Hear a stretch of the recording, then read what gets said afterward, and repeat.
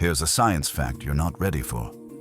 Even if every single human on Earth pointed a laser at the moon wouldn't even notice. Sounds impossible, right? Because your brain has been lying to you about power, numbers, and scale. And once you understand this, you'll never look at human strength the same way again. Let's imagine something extreme. 8 billion people, 8 billion laser pointers, all aimed at the moon at the exact same moment. Psychology tells us that when humans act together, we believe we become unstoppable. Crowds feel powerful, numbers feel dominant. But physics doesn't care about feelings. This experiment exposes a brutal truth. Most things that feel powerful actually aren't. But here's where it gets uncomfortable. Even before we talk about lasers, most humans can't even see the moon at the same time. Half the planet is facing away from the moon. Others are in daylight, clouds, buildings, mountains. So already, your everyone together fantasy collapses. But let's be generous. Let's say we magically coordinate billions of people across continents. Now the real question begins. How powerful is a laser pointer? Really? A typical red laser pointer produces about 5 milliwatts of power.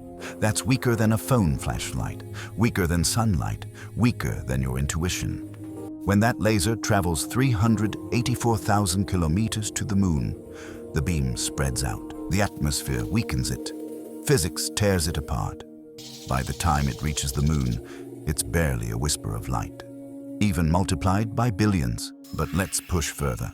What if we didn't use weak lasers? What if we upgraded dramatically? Imagine giving everyone a 1-watt green laser. These aren't toys. They can burn skin. They can damage eyes. They're illegal in many places. Now we're talking serious power. All lasers fire together. Perfect aim, perfect timing. Result, the moon still looks basically the same. Because sunlight hitting the moon delivers trillions of times more energy than our lasers combined. That's the moment the illusion breaks. If that feels disappointing, good, because this is the moment you realize humans massively overestimate themselves. So let's stop pretending. Forget laser pointers. Forget handheld devices. Let's give everyone military-grade spotlights. Searchlights so powerful they turn night into day. Now, something changes. The moon's dark side becomes slightly brighter, barely visible, but technically noticeable.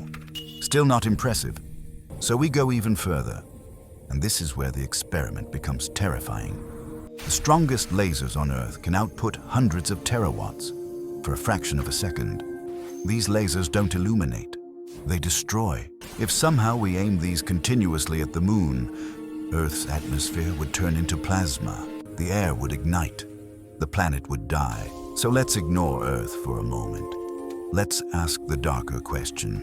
What happens to the moon? The surface would vaporize. Rock would turn into plasma. Material would blast into space. This creates a phenomenon called laser ablation. The moon wouldn't explode, it would slowly get pushed away, like a rocket.